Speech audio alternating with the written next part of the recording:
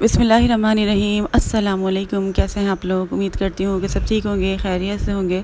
अल्हम्दुलिल्लाह मैं भी ठीक हूँ और अल्लाह ताला से दुआ करती हूँ कि अल्लाह पाक आप सबको अपने हिफ्ज़-ओ-मान में रखे, आप सबकी परेशानियों को दूर फरमाए, आप सबकी दुआओं को कबूल व मंज़ूर फरमाए। आमीन सुम्मा आमीन। आप सबको पता है कि मैं रोज़ आकर आप लोगों को मोटिवेट करती हूँ सूरह बकरा पढ़ने के लिए, इस्तग़फ़ार पढ़ने के लिए, दुरूद पढ़ने के लिए, और मैं चाहती हूँ कि आप इसको मुस्तकिल पढ़ते रहें। अगर आप इसको मुस्तकिल पढ़ते रहेंगे तो इंशाअल्लाह ताला आपकी ज़िंदगी में मौजज़ा हो जाएगा। लेकिन बहुत सारे लोग ऐसे हैं जो बस थोड़े दिन पढ़ते हैं और कहते हैं कि हमारी दुआ कबूल नहीं हो रही, हम जितना भी इस्तग़फ़ार कर लें हमारा इस्तग़फ़ार कबूल नहीं होता, हम क्या करें। और लोगों को लगता है कि ये तो बस बातें हैं, लोग ऐसे ही फ़ेक वीडियो बनाते हैं, व्यूज़ के लिए करते हैं। तो उन्हीं लोगों के लिए आज मेरी वीडियो है, और तमाम नाउम्मीद और परेशान लोगों के लिए मेरी वीडियो आपके लिए एक उम्मीद की किरण होगी। मैं उम्मीद करती हूँ ये पूरी वीडियो देखने के बाद आपके अंदर एक नई तरीके की उम्मीद जागेगी और आप एक नई तरीके से इसको पढ़ना शुरू करेंगे और आपकी लाइफ में मुआवज़ा ज़रूर होगा इंशाअल्लाह ताला।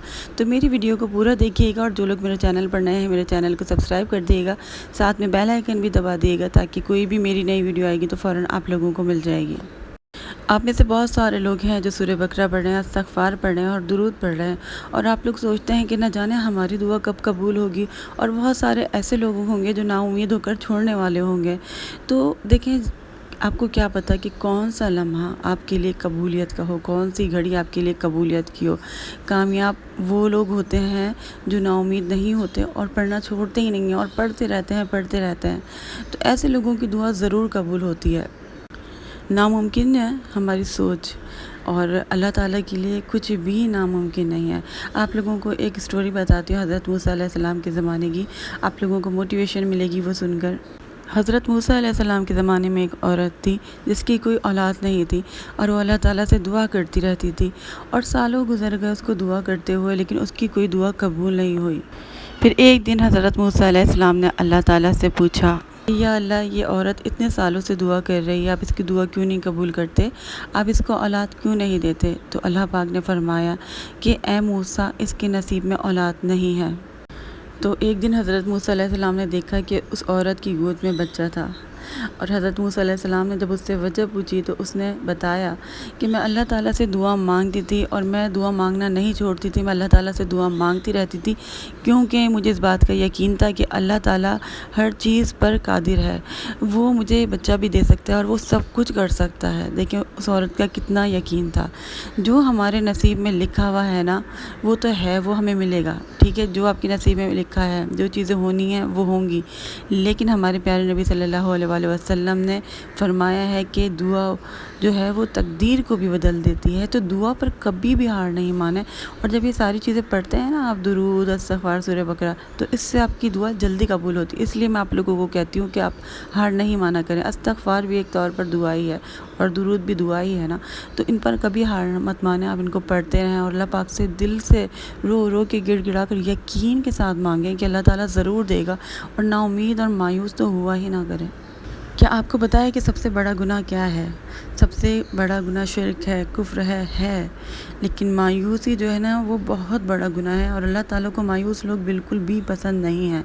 तो आप लोग मायूस मत हुआ करें और शक में मत पड़ा करें, और अगर आपके अंदर बेयकीनी पैदा हो जाती है ना, तो आपके अंदर शक भी पैदा हो जाता है नाउज़ुबिल्लाह अल्लाह पाक की ज़ात पर कि अल्लाह ताला नहीं कर सकता क्या। तो शक में बिल्कुल भी मत पड़ें, अल्लाह ताला पर यकीन करें, तो पक्के दिल के साथ करें कि कोई शक आपके दिल में नहीं आना चाहिए।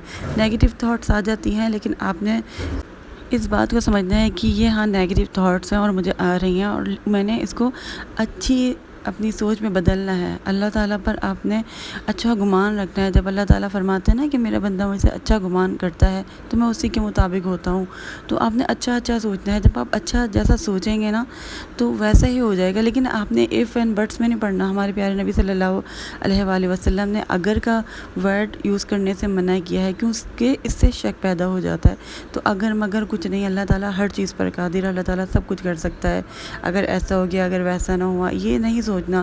بہت ساری بہنیں جب مجھ سے پوچھتی ہیں کہ ہم سورہ بقرہ پڑھیں, کیا ایسا ہو سکتا ہے؟ کوئی بھی ان کی وش ہوتی ہے نا, تو مجھ سے کہتی ہیں کہ کیا ایسا ہو سکتا ہے؟ تو میرے دل میں خیال آتا ہے کہ اگر اللہ تعالیٰ چاہے تو سب کچھ ہو سکتا ہے نا. تو پھر میں کہتی ہوں کہ ہاں بالکل ہو سکتا ہے.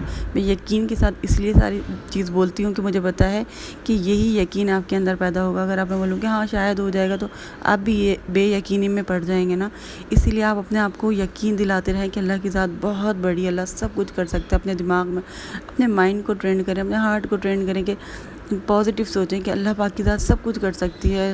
دعا کے اوپر اپنی یقین رکھیں, تو انشاءاللہ تعالیٰ آپ کی زندگی میں ایسے ایسے معجزے ہوں گے نا, آپ خود حیران رہ جائیں گے. بات صرف ساری یقین کی ہوتی ہے.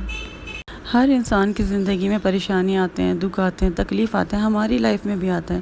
میری لائف میں کبھی کبھی اتنی زیادہ میں پریشان ہو جاتی ہوں کہ مجھے سمجھ نہیں آ رہا ہوتا کہ میں کیا کروں, اور مجھے لگ رہا ہوتا ہے کہ شاید آگے بھی ایسی چیزیں ہوں گی. پھر میں سوچتی ہوں نہیں, ہو سکتا ہے ابھی ہماری آزمائش ہو, اس کے بعد اللہ تعالیٰ ہمیں بہت زیادہ نوازنا چاہتے ہوں اور اس کے بعد بہت اچھا ہو جائے. جب میں اس طریقے سے سوچتی ہوں نا, تو مجھے ایک ہمت ملتی ہے, اور برے وقت میں بھی جو ہے نا میں خوش ہو جاتی ہوں.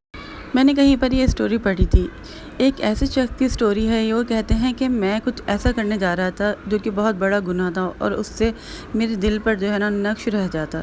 تو وہ کہتے ہیں کہ اللہ تعالیٰ کا کرنا ایسا ہوا کہ جب میں نے پلان کیا نا وہ کام کرنے کے لیے, تو 1 یا 2 دن پہلے میرا ایکسیڈنٹ ہو گیا. اور ایکسیڈنٹ میں وہ کہتے ہیں کہ میری ریڑھ کی ہڈی جو ہے وہ ٹوٹ چکی تھی, اور میں مہینوں کے لیے بستر پر پڑ گیا تھا. اور ڈاکٹر نے کہا تھا کہ اگر میں بیڈ سے ہلا تو میں پیرالائز بھی ہو سکتا ہوں, اور میری ہڈی پھر دوبارہ جڑ بھی نہیں سکتی. پھر وہ کہتے ہیں کہ اتنی زیادہ فزیوتھراپی کے بعد میں اپنے پیروں پر کھڑا ہو گیا, اور پھر اللہ کا شکر ہے میرا درد بھی ختم ہو گیا. تو میں نے اس پورے تجربے کو اس طریقے سے دیکھا کہ اللہ تعالیٰ مجھ سے کتنی محبت کرتا ہے, کہ وہ چاہتا تھا کہ میں وہ گناہ نہ کروں, اپنے بارے میں برا نہ سوچوں. تو اگر میں وہ گناہ کر لیتا تو میں ساری زندگی پچھتاوے میں رہتا.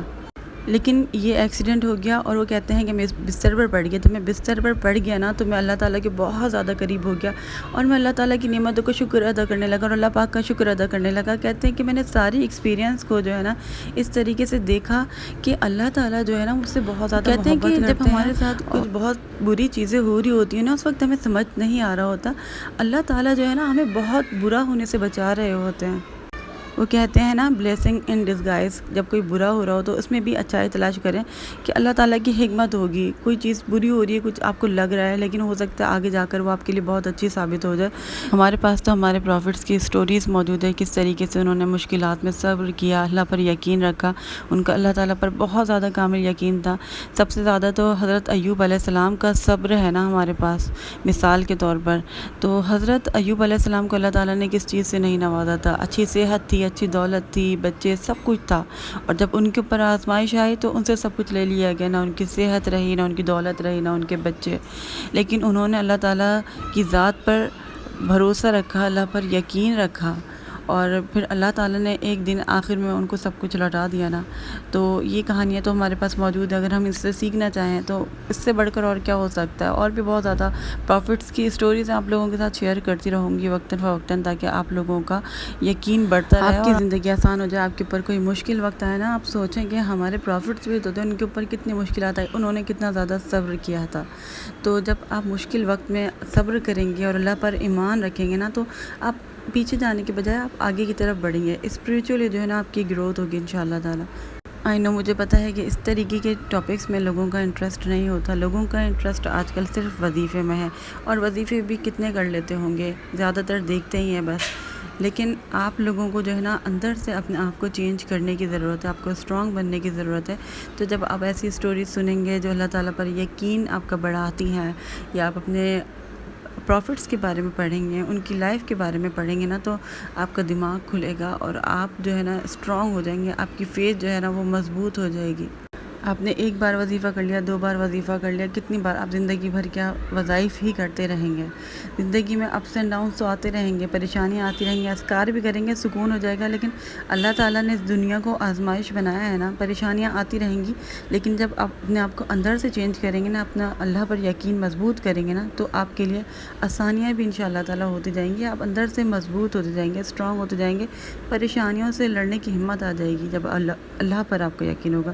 تو انشاءاللہ اگلے ولاگ میں ملاقات ہوگی. مجھے اجازت دیجیے گا. اللہ حافظ.